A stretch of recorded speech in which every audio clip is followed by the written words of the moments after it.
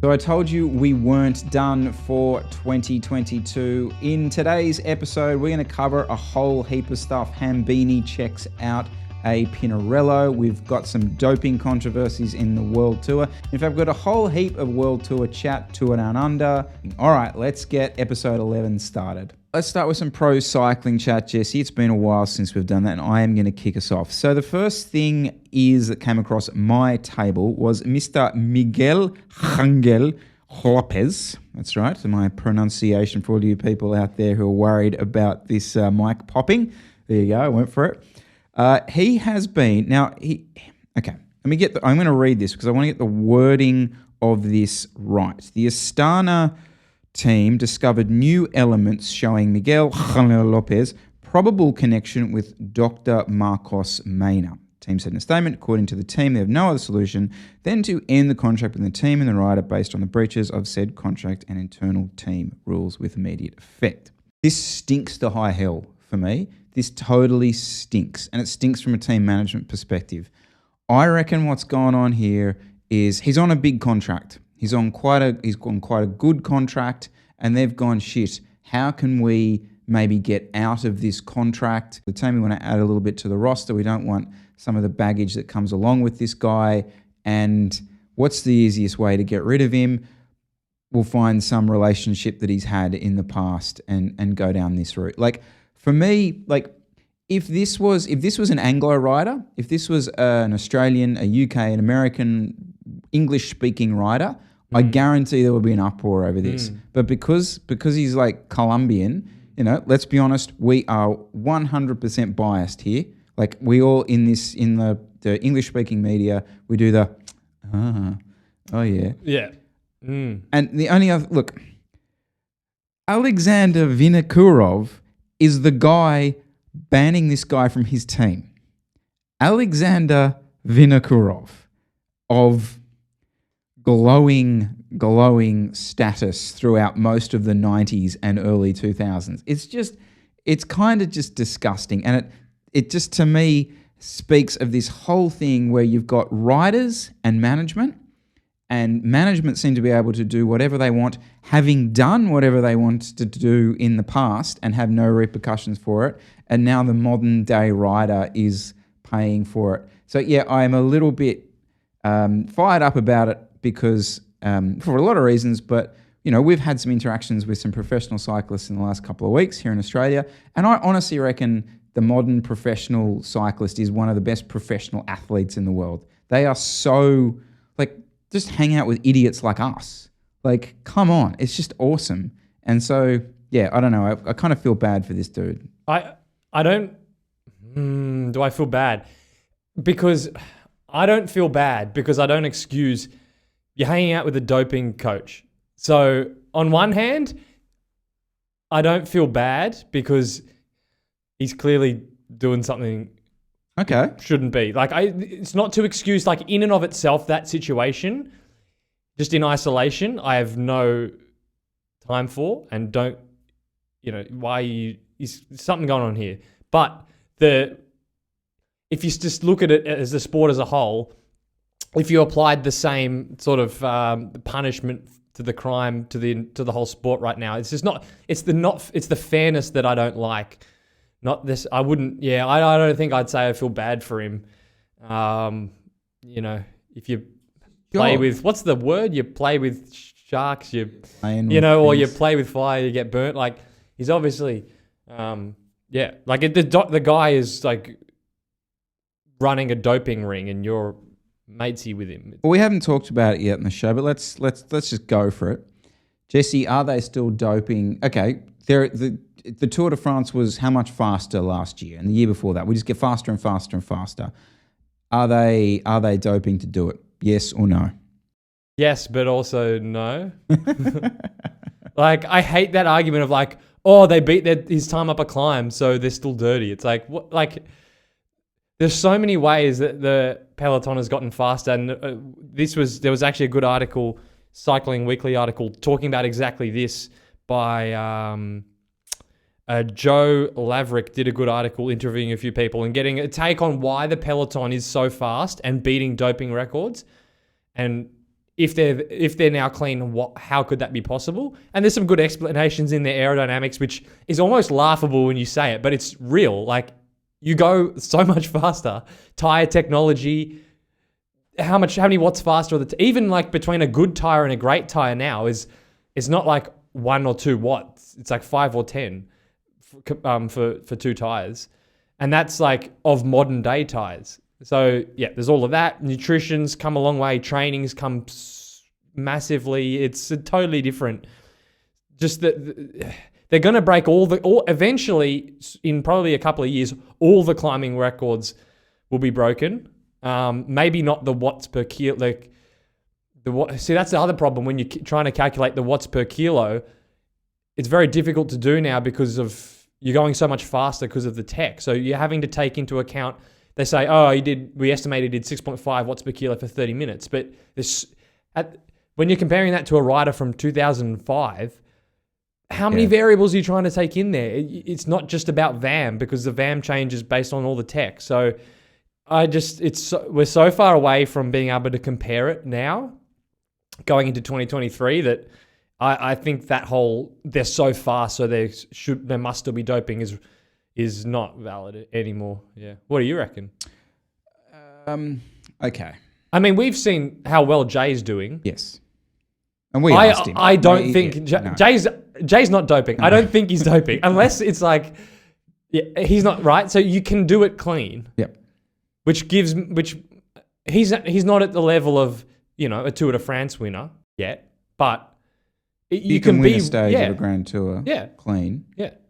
And still wearing terrible overshoes, then potentially, they are all clean. Yeah. I wouldn't say potentially they are all clean. I just think it's I would say, it's predominantly clean. I mean, there's still doping.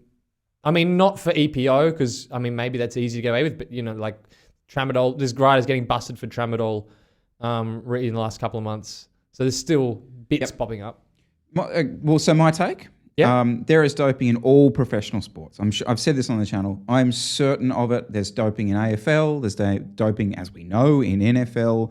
There is performance-enhancing drugs being used across all sports. Is it at a level of systematic team, here we go, lads, let's all step up to the glowing level for this? No, that doesn't necessarily happen anymore. I'm certain it still happens in a position where a rider is, and as we know with cycling, it's so cutthroat, and there's so many guys who are just hanging on to contracts and things like that I am certain there are still guys who are doing something to try and maintain their current position, potentially. And also, I really strongly believe at the pro-continental level for guys to just get that result, to just get you've seen that a little bit with some of the teams in Italy. I think it was Zabu. Anyway, that continental team, definitely at that sort of level of the sport where you are just trying to get that result to push you over the edge, and also from coming back from injury. I would say there's a lot. I would say there's more at the continental level than at the World Tour level. Yeah. Just because there's way less. I've never been drug tested. There's way less testing, so it's almost a Wild West really, and you'd have to be pretty unlucky, and if you got tested while you were using something. So I would actually be more. I really want to do some of the UCI Grand Fondo events next year. So it's like one of my goals to do some of the Grand Fondo events in the UCI. And one of the reasons I'm genuinely considering not doing it is, well, what's the point when I know there's no drug testing at that stuff? And, we've all seen Icarus. I'm like, great, fantastic. So, yeah, that for me is definitely where the level is. Can I also just quickly mention the going faster thing? And this is potentially a bit niche, but we've seen in the last probably, I'm going to say post-COVID, just in the domestic local racing we're seeing here, okay? We're not seeing guys at our level, at the A-grade club level, any different, any better than they were 10 years ago. They're not suddenly more guys going world tour from that level of racing. However, our races are at least 2 kilometers an hour faster than they were. Yep. Full stop. Full stop. Strava says so, basically. And yeah, like I said, you know, no offense, A-grade Tuesday night crew, none of you are as good as or better than the guys were 5 or 6 years ago. We are just riding much, much a faster gear. And obviously we're seeing that through all the grades. Every grade is getting faster. And it's not because of systematic doping in A-grade. It's just due to the incredible tech. I mean... Yeah, but it changes the dynamic of racing too, because it makes it, when you're going faster, it actually makes it easier for everyone because you get way more of a draft. Like at some of these Tuesday nights, I'm doing more power than I've ever done, ever. And I look behind and there's still 20 guys. I'm like, 2017. Geez, that's way more than 3 years ago now. Oh God. 5 years ago, if I was doing that, so I'd be off on my own. There'd be no one even near me. But now you look around and it's like, what? How? It's because you're going 47k an hour and I can't go 51. So the tech, it actually brings it together. It doesn't separate it. So yeah, maybe not logical. Speaking of performance enhancing ergogenic aids, it's you know what? It's actually a meme in the fitness industry at the moment. Well, it has been for a while, but he's on creatine and it's just like overstating the benefits. But you've been on. I said it to Deeks this morning, one of my schoolmates, and so yes, I've started a creatine protocol with Dan. It's one of the things. Protocol. I've got the lingo now. Yeah, he wants me to do this as a bit of a test. I wanted to do it because it's going to be good content, whatever. But I said it to Deeks this morning. I went to school with. He's like, "Oh, so you're going to play in the back row for the first 15 now, are you?" Because like that's what all the guys at school did, was like to bulk up, was to get on creatine. But putting that aside, well, not putting that aside, it's funny how. So it's the first time I've ever done like a supplement thing, right? Never done systematic supplementation, all right?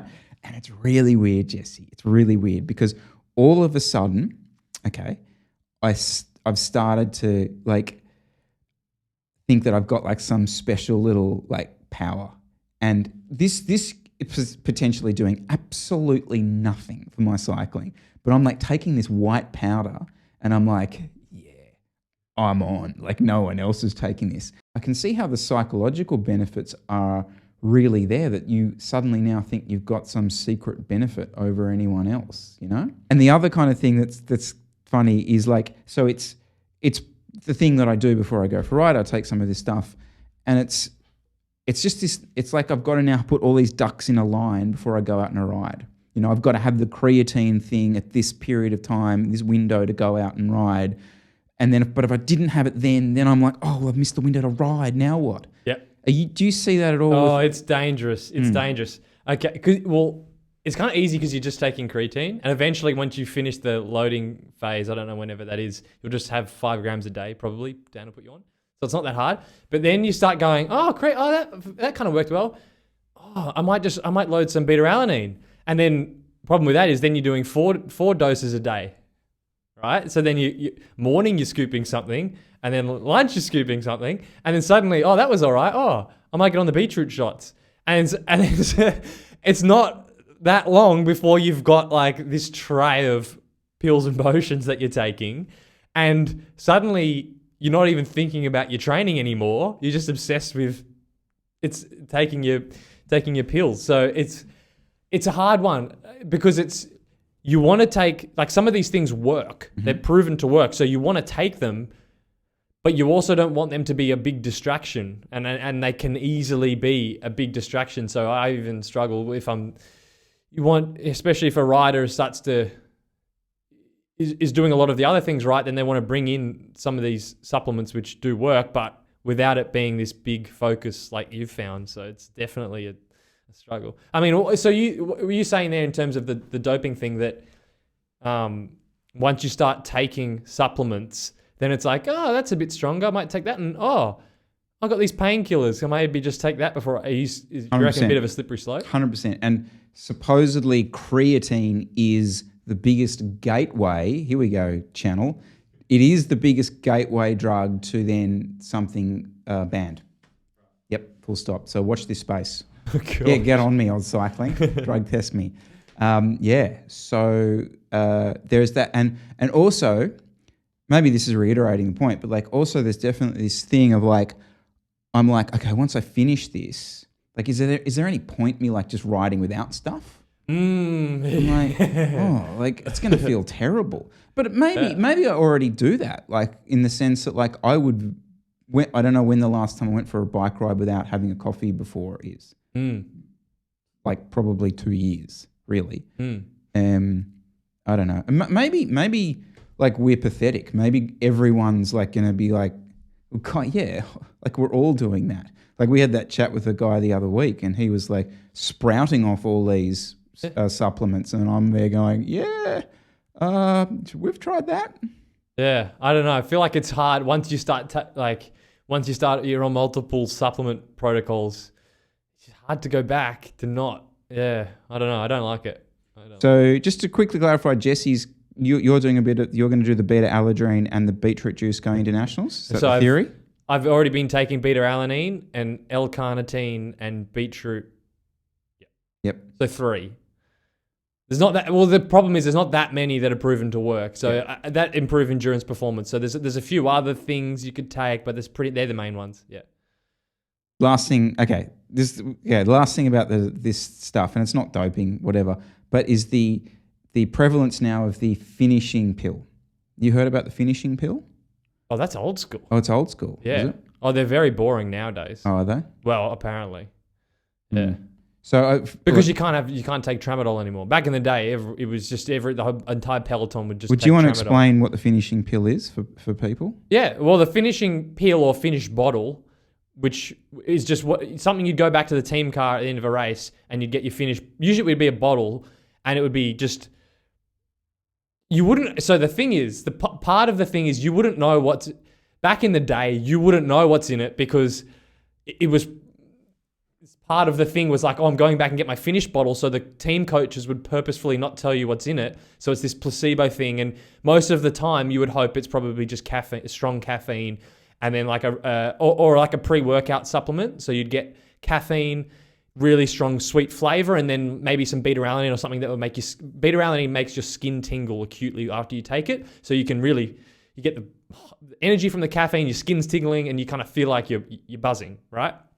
So that was the finished bottle. Back in the day, the finished bottle or finished pill might have a painkiller in it, like tramadol. So then you're getting the energy and the painkiller, tramadol, which is very dangerous because you can't see straight. Just ask NERO. Yeah, well, he was still taking it. By the way, I've never had a painkiller at the end of a race. I've tried paracetamol. I haven't used an analgesic painkiller like tramadol. So apparently you can't, it's really dangerous in terms of bike handling. And yeah, that was the finish, that was your finished bottle. And nowadays they still do them. But you would hope, I don't think they have anything banned in them. It's pretty much just caffeine now. And I mean, that's what we know. Maybe there's some other stimulants that are not banned or newer things on the market, which you can kind of get away with that might have a benefit. I don't know, but all right, guys. I think that's probably. Have we covered that base? Yeah, we covered that base for now, guys. Let us know your thoughts. Are you on any supplementation? Are you on any really good stuff? Let us know down below. Out yourself and let us know if it's any good. All right. Now we were talking about this the other day, right? And so I do want to mention this is like it's not a public service announcement, but I think I'd like to talk about it, right? So we're coming up to Christmas. You know, there's the festive 500-y stuff. So like people are going to be out doing their rides, doing their 3-4 hour rides over Christmas. And this bugs me. Okay? This bugs me. So you've got a group of 6 to 8 people on a road, and specifically where we live, we're normally on relatively busy roads. Okay? Now, at this time of year, they're probably going to have less cars on them a little bit, but still relatively busy. And can I just implore a lot of people that if you're in those groups of 6 to 8, to try to act as one vehicle or one sort of entity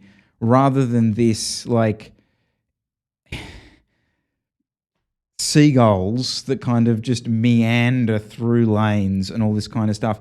And I hate to say it, but like, do the whole kind of we own the road now thing that seems to happen when they get on the bike. Do you know what I mean? I kind of know what you mean. The situation I'm picturing is like the clip in after a cafe, and it's like one person goes off, and then like 20 seconds later, and it's like, can you clip in at the same time and roll together, not like this dispersed bubble of people everywhere. No, I agree. It happens coming away from lights and stuff like that as well. But the thing as well with, you ever ride those size groups, the number of calls people call, I have to bring this up, right? Because my dad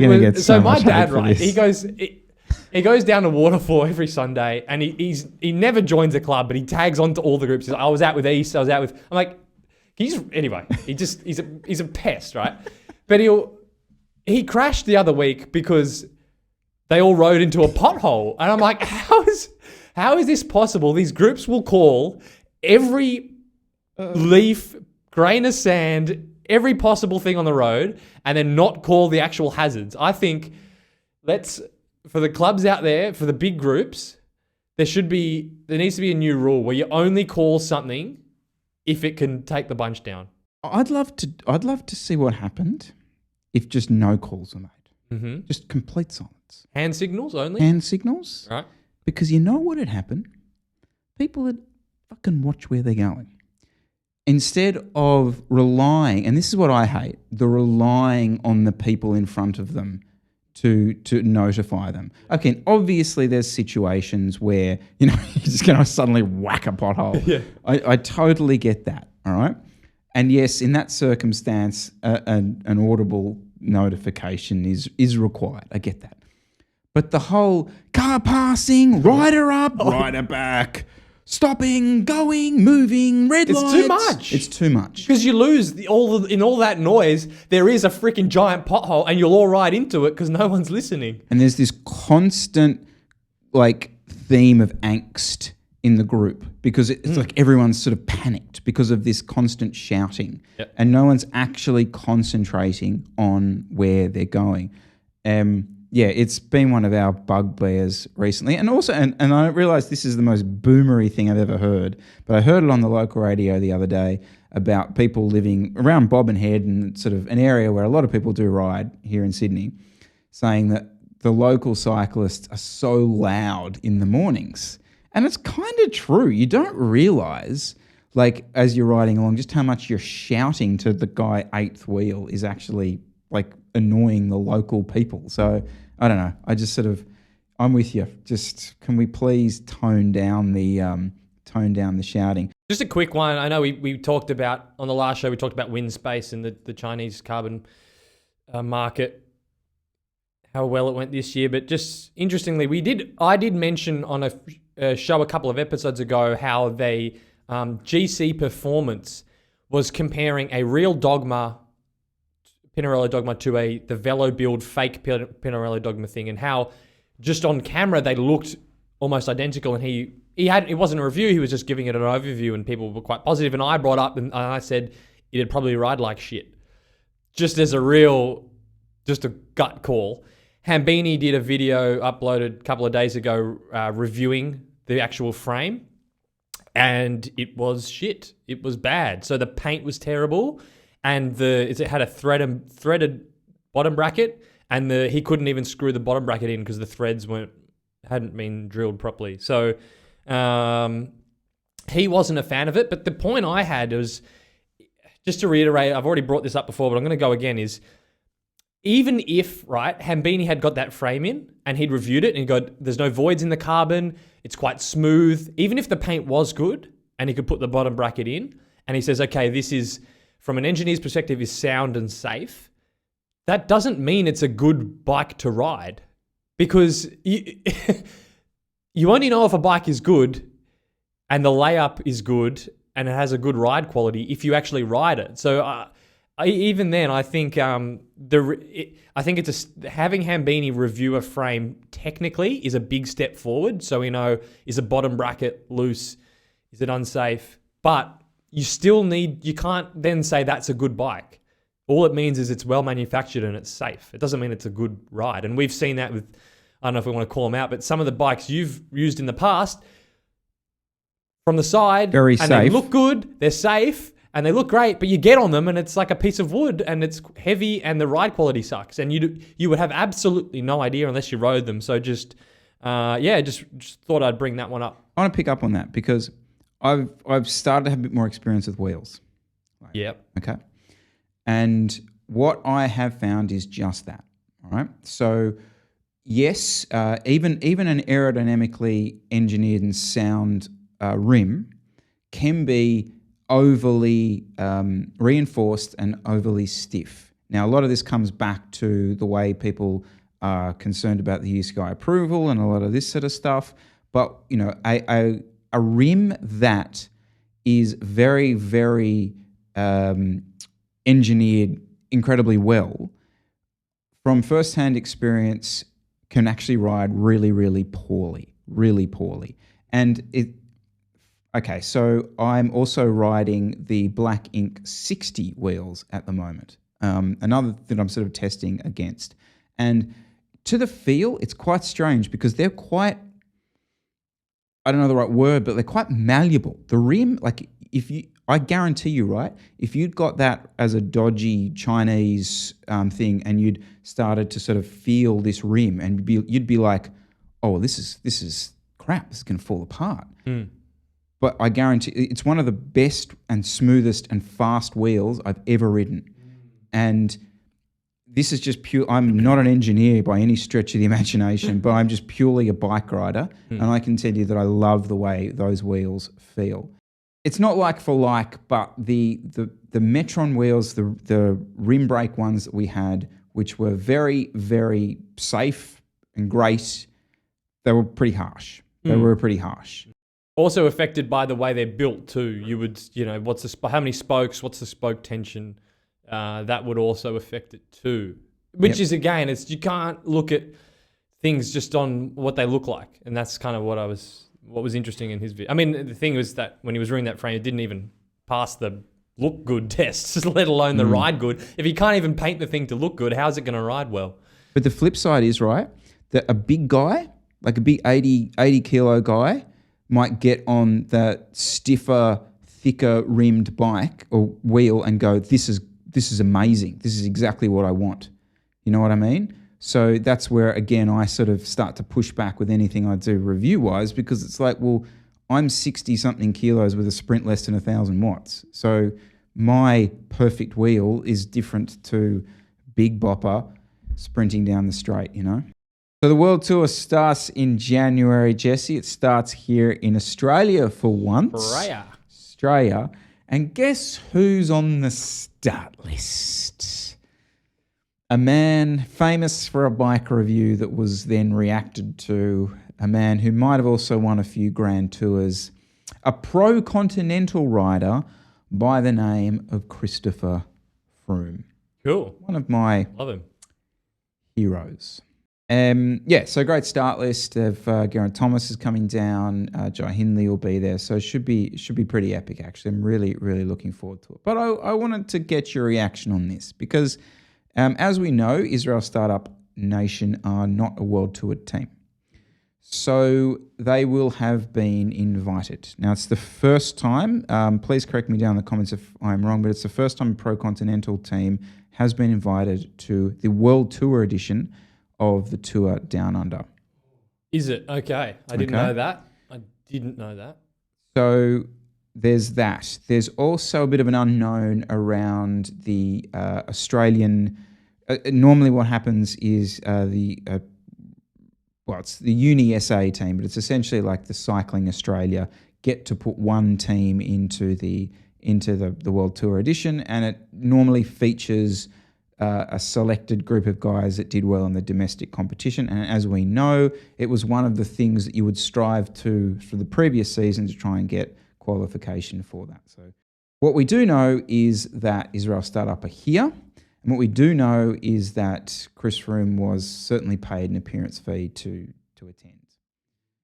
Now, my question to you is, how does that sit with you as a I wish I understood. I tried to look up the UCI rules around what teams come to races. I wish I understood it better.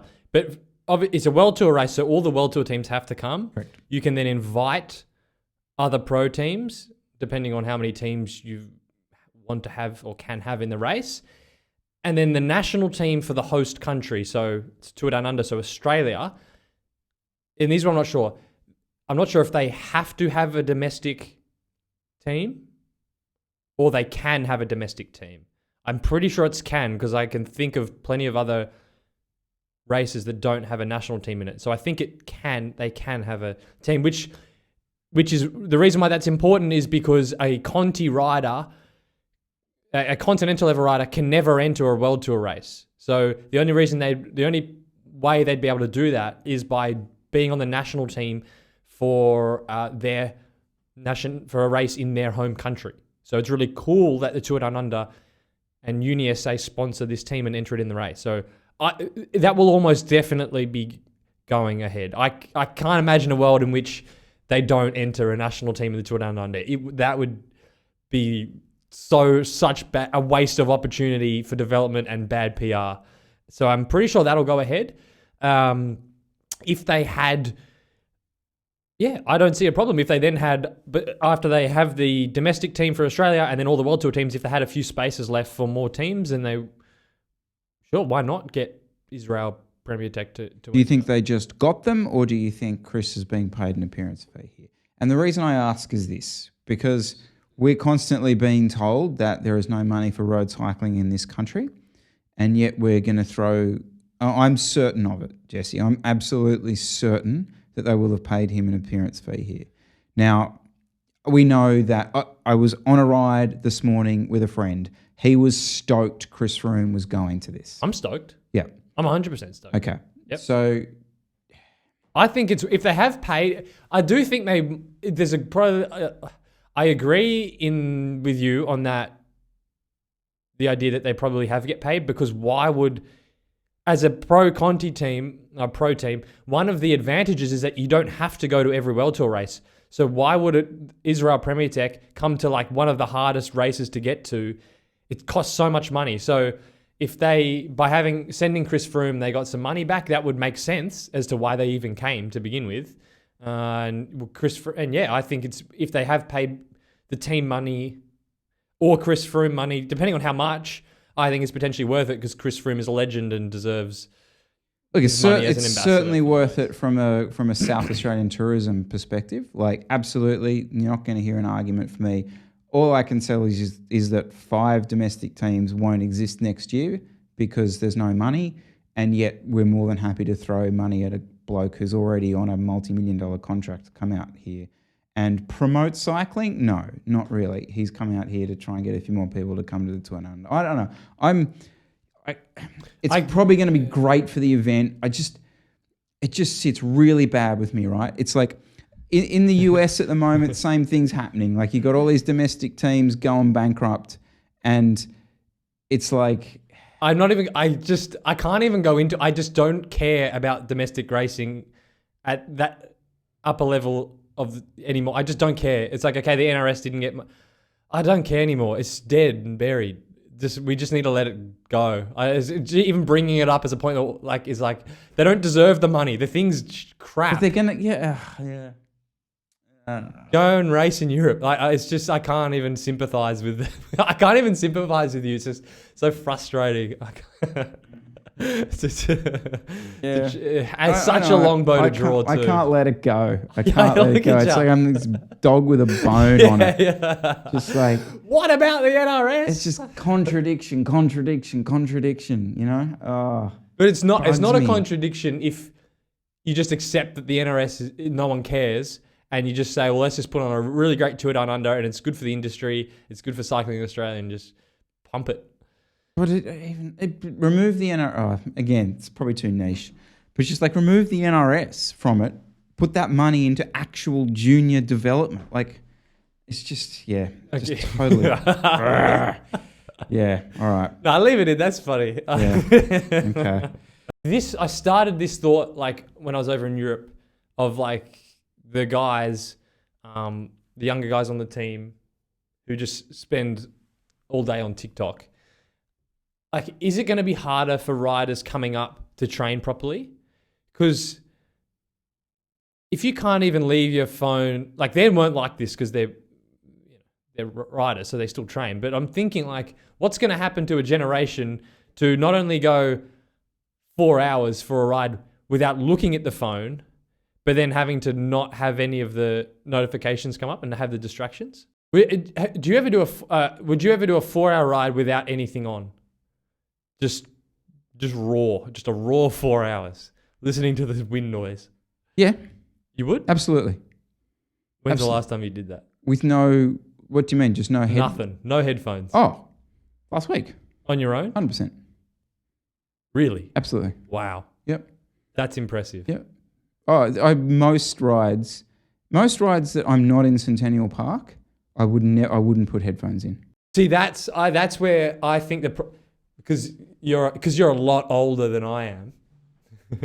There is no way I can't even like to do a 4-hour without a podcast in.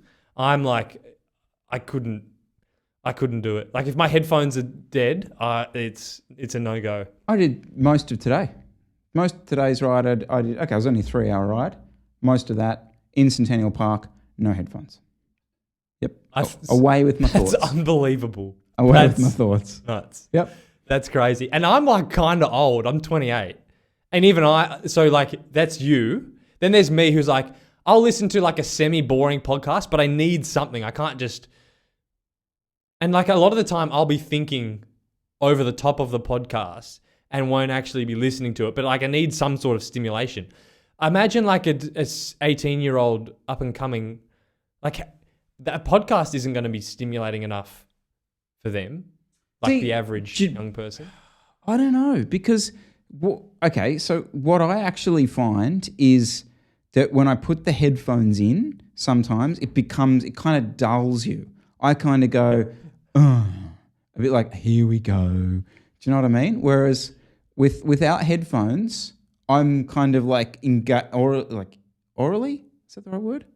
Orally engaged with like what's going on around me. And that maybe I have a very low intelligence and a goldfish and I can just do this. All the trees. Yeah, exactly right. And it's like, oh, there's another person in front of me. I'll go up, I'll go to them. I'll have a look at them. Next, I wonder what's... Yeah, I literally am thinking like that. And don't get me wrong. You'll often see me with headphones in listening to a podcast. It would be years since I've gone for a ride more than an hour without listening to something. Yeah, wow. Okay. Yeah. Maybe I've just outed myself as having addiction. I'm clearly not the something. right person to ask then about whether I think the next generation are not going to be able to do it. If there's anyone that's under the age of 22 that listens to the show, let us know if you struggle to train. Like I can't imagine like some of the young guys on the team. I'm like, how are you getting through a 25-hour training week? And if you are under the age of 22, can you tell us why you're all still running wired headphones and doing the thing where you all like put them up through your jersey and then like have the little wired headphone like hanging out of your jersey to make it look like you can just sort of put it in? I know you've got AirPods or Bluetooth headphones. Like, what is this the look? Can someone explain to me? It's the look. It's the Melbourne summer look. Melbourne. Yep. Caleb was doing it the other way. He was. I saw Caleb was so I think the wired is... See, that's the thing. You run the wired, like the AirPods. Aren't you scared they're going to fall out? No, they just sit in. I've got little foamy things that kind of stuff them in quite well. Because that's what I was thinking. Is people would say I would wear the wired ones because I don't want the other ones to fall out. If I'm down in Berry, okay, beautiful place to ride. Quiet, hills, serenity, birds, all that shit. I'll run headphones because it's so boring. If I'm in Sydney, cars, people, friggin' drug addicts, it's great. Don't need headphones or heaps of stuff going around me. So yeah, I mean, I do resort to it for the nice bike rides. Actually, now I think about it, but certainly not in Sydney. I don't do it. Okay. So that was a little bit of a scattergun, but episode 11 is done. Jesse, thank you for your time. Thanks for having me We on. may see people before the end of the year. We will see people before the end of the year. I think we'll have time next week. Definitely. Send us your appearance fees down below. All right, let us know. Bye now.